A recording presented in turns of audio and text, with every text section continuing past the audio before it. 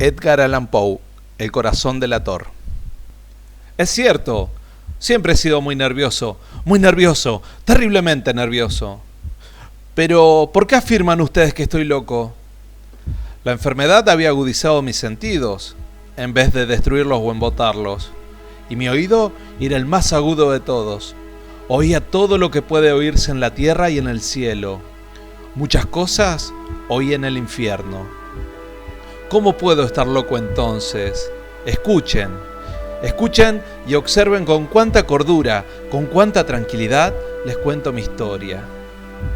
Me es imposible decir cómo aquella idea me entró en la cabeza por primera vez, pero una vez concebida me acosó noche y día. Yo no perseguía ningún propósito, ni tampoco estaba colérico. Quería mucho al viejo, jamás me había hecho nada malo, jamás me insultó. Su dinero no me interesaba. Me parece que fue su ojo. Sí, eso fue. Tenía un ojo semejante al de un buitre, un ojo celeste y velado por una tela. Cada vez que lo clavaba en mí, se me helaba la sangre. Y así, poco a poco, muy gradualmente, me fui decidiendo a matar al viejo y librarme de aquel ojo para siempre. Presten atención ahora. Ustedes me toman por loco, pero los locos no saben nada. En cambio, si hubieran podido verme, si hubieran podido ver con qué habilidad procedí, con qué cuidado, con qué previsión, con qué disimulo me puse a la obra. Jamás fui más amable con el viejo que la semana antes de matarlo. Todas las noches, hacia las 12, hacía yo girar el picaporte de su puerta y la abría. Oh, tan suavemente. Y entonces, cuando la abertura era lo bastante grande para pasar la cabeza, levantaba una linterna sorda, cerrada, completamente cerrada, de manera que no se viera ninguna luz, y tras ella pasaba la cabeza. Oh, ustedes hubieran reído al ver cuán astutamente pasaba la cabeza. La movía lentamente, muy, muy lentamente, a fin de no perturbar el sueño del viejo. Me llevaba una hora entera introducir completamente la cabeza por la abertura de la puerta, hasta verlo tendido en su cama. ¿Es que un loco hubiera sido tan prudente como yo? Y entonces, cuando tenía la cabeza completamente dentro del cuarto, abría la linterna cautelosamente. ¡Oh, tan cautelosamente! Sí, cautelosamente iba abriendo la linterna, pues crujían las bisagras. La iba abriendo lo suficiente para que un solo rayo de luz cayera sobre el ojo de buitre. Y esto lo hice durante 7 largas noches, cada noche, a las 12. Pero siempre encontré el ojo cerrado, y por eso me era imposible cumplir mi obra. Porque no era el viejo quien me irritaba, sino el mal de ojo. Y por la mañana, apenas iniciado el día, entraba sin miedo a su habitación, y le hablaba resueltamente, llamándole por su nombre con voz cordial y preguntándole cómo había pasado la noche. Ya ven ustedes que tendría que haber sido un viejo muy astuto para sospechar que todas las noches, justamente a las 12, iba yo a mirarle mientras dormía. Al llegar la 8ª noche, procedí con mayor cautela que de costumbre al abrir la puerta. El minutero de un reloj se mueve con más rapidez de lo que se movía mi mano. Jamás, antes de aquella noche, había sentido el alcance de mis facultades, de mi sagacidad. Apenas lograba contener mi impresión de triunfo. Pensar que estaba ahí, abriendo poco a poco la puerta, y que él ni siquiera soñaba con mis secretas intenciones o pensamientos. Me reía entre dientes ante esta idea, y quizá me oyó, porque lo sentí moverse repentinamente en la cama, como si se sobresaltara. Ustedes pensarán que me eché hacia atrás, pero no. Su cuarto estaba tan negro como la pez, ya que el viejo cerraba completamente las persianas por miedo a los ladrones. Yo sabía que le era imposible distinguir la abertura de la puerta, y seguía empujando suavemente, suavemente. Había ya pasado la cabeza y me disponía a abrir la linterna cuando mi pulgar resbaló en el cierre metálico y el viejo se enderezó en el lecho gritando: «¿Quién está ahí? ¿Quién está ahí? Permanecí inmóvil, sin decir palabra. Durante 1 hora entera no moví un solo músculo, y en todo ese tiempo no oí que volviera a tenderse en la cama. Seguía sentado, escuchando, tal como yo lo había hecho noche tras noche, mientras escuchaba en la pared los taladros cuyo sonido anuncia la muerte. Oí de pronto un leve quejido, y supe que era el quejido que nace del terror. No expresaba dolor o pena, oh no. Era el ahogado sonido que brota del fondo del alma cuando el espanto la sobrecoge. Bien conocía yo ese sonido. Muchas noches, justamente a las 12, cuando el mundo entero dormía, surgió de mi pecho, ahondando con su espantoso eco los terrores que me enloquecían. Repito que lo conocía bien. Comprendí lo que estaba sintiendo el viejo y le tuve lástima, aunque me reía en el fondo de mi corazón. Comprendí que había estado despierto desde el primer leve ruido, cuando se movió en la cama. Había tratado de decirse que aquel ruido no era nada, pero sin conseguirlo. Pensaba, no es más que el viento en la chimenea, o un grillo que chirrió una sola vez. Sí, había tratado de darse ánimo con esas suposiciones, pero todo era en vano. Todo era en vano porque la muerte se había aproximado a él, deslizándose furtiva y envolvía a su víctima. Y la fúnebre influencia de aquella sombra imperceptible era la que le movía a sentir, aunque no podía verla ni oírla, a sentir la presencia de mi cabeza dentro de la habitación. Después de haber esperado largo tiempo, con toda paciencia, sin oír que volviera a acostarse, resolví abrir una pequeñísima ranura en la linterna. Así lo hice. No pueden imaginarse ustedes con qué cuidado, con qué inmenso cuidado, hasta que un fino rayo de luz, semejante al hilo de la araña, brotó de la ranura y cayó de lleno sobre el ojo de buitre. Estaba abierto de par en par, y yo empecé a enfurecerme mientras le miraba. Le vi con toda claridad, de un azul apagado, y con aquella horrible tela que me helaba hasta el tuétano. Pero no podía ver nada de la cara o del cuerpo del viejo, pues, como movido por un instinto, había orientado el haz de luz exactamente hacia el punto maldito. ¿No les he dicho ya que lo que toman erradamente por locura es solo una excesiva agudeza de los sentidos?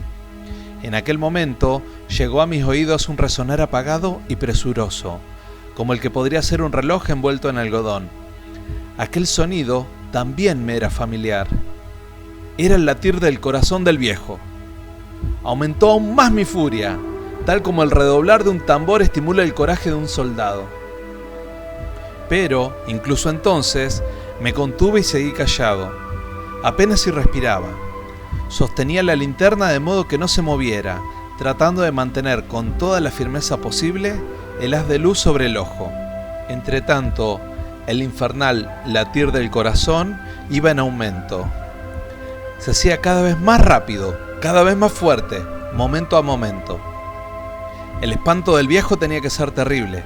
Cada vez más fuerte, más fuerte. ¿Me siguen ustedes con atención? Les he dicho que soy nervioso. Sí, lo soy. Y ahora, a medianoche, en el terrible silencio de aquella antigua casa, un resonar tan extraño como aquel me llenó de un horror incontrolable. Sin embargo, me contuve todavía algunos minutos y permanecí inmóvil. Pero el latido crecía cada vez más fuerte, más fuerte. Me pareció que aquel corazón iba a estallar y una nueva ansiedad se apoderó de mí. Algún vecino podía oír aquel sonido. La hora del viejo había sonado. Lanzando un alarido, abrí del todo la linterna y me precipité en la habitación. El viejo clamó una vez, nada más que una vez. Me bastó un segundo para arrojarle al suelo y echarle encima el pesado colchón. Sonreí alegremente al ver lo fácil que me había resultado todo, pero durante varios minutos el corazón siguió latiendo con un sonido ahogado. Claro que no me preocupaba, pues nadie podría escucharlo a través de las paredes. Cesó por fin de latir. El viejo había muerto. Levanté el colchón y examiné el cadáver. Sí, estaba muerto. completamente muerto. Apoyé la mano sobre el corazón y la mantuve así largo tiempo. No se sentía el menor latido. El viejo estaba bien muerto. Su ojo no volvería a molestarme. No volvería a molestarme más. Si ustedes continúan tomándome por loco, dejarán de hacerlo cuando le describa las astutas precauciones que adopté para esconder el cadáver. La noche avanzaba mientras yo cumplía mi trabajo con rapidez, pero en silencio. Ante todo descuarticé el cadáver. Le corté la cabeza, brazos y piernas. Levanté luego 3 planchas del piso de la habitación y escondí los restos en el hueco. Volví a colocar los tablones con tanta habilidad que ningún ojo humano, ni siquiera el suyo, hubiera podido advertir la menor diferencia. No había nada que lavar, ninguna mancha, ningún rastro de sangre. Yo era demasiado precavido para eso. Una cuba había recogido todo. Cuando hube terminado mi tarea, eran las 4 de la madrugada, pero seguía tan oscuro como a medianoche. En momentos en que se oían las campanadas de la hora, golpearon a la puerta de la calle. Acudí a abrir con toda tranquilidad, pues, ¿qué podía temer ahora? Hallé a 3 caballeros que se presentaron muy civilmente como oficiales de policía. Durante la noche, un vecino había oído un alarido, por lo cual se sospechaba la posibilidad de algún atentado. Al recibir este informe en el puesto de policía, habían comisionado a los 3 agentes para que registraran el lugar. Sonreí, pues, ¿qué tenía que temer? Di la bienvenida a los oficiales y les expliqué que yo había lanzado aquel grito durante una pesadilla. Les hice saber que el viejo se había ausentado a la campaña, llevé a los visitantes a recorrer la casa y los invité a que revisaran bien. Finalmente, acabé conduciéndolos a la habitación del muerto. Les mostré sus caudales intactos y cómo cada cosa se hallaba en su lugar. En el entusiasmo de mis confidencias, traje sillas a la habitación y pedí a los 3 caballeros que descansaran allí de su fatiga, mientras yo mismo, con la audacia de mi perfecto triunfo, colocaba mi silla en el exacto punto bajo el cual reposaba el cadáver de mi víctima. Los oficiales se sentían satisfechos. Mis modales los habían convencido. Por mi parte, me hallaba perfectamente cómodo. Se sentaron y hablaron de cosas comunes, mientras yo le contestaba con animación. Mas al cabo de un rato, empecé a notar que me ponía pálido y decía que se marcharan. Me dolía la cabeza y creía percibir un zumbido en los oídos, pero los policías continuaban sentados y charlando.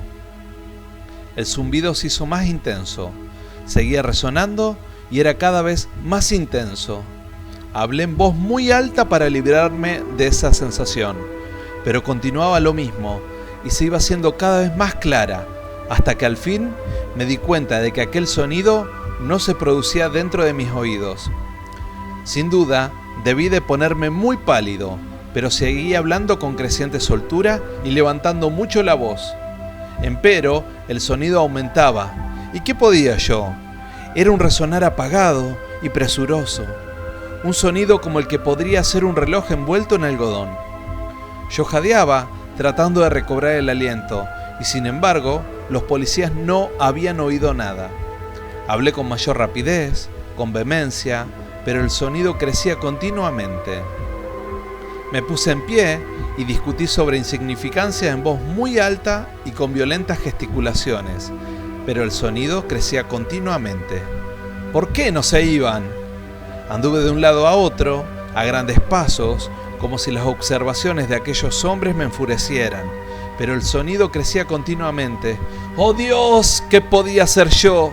Lancé espumarajos de rabia, maldije, juré.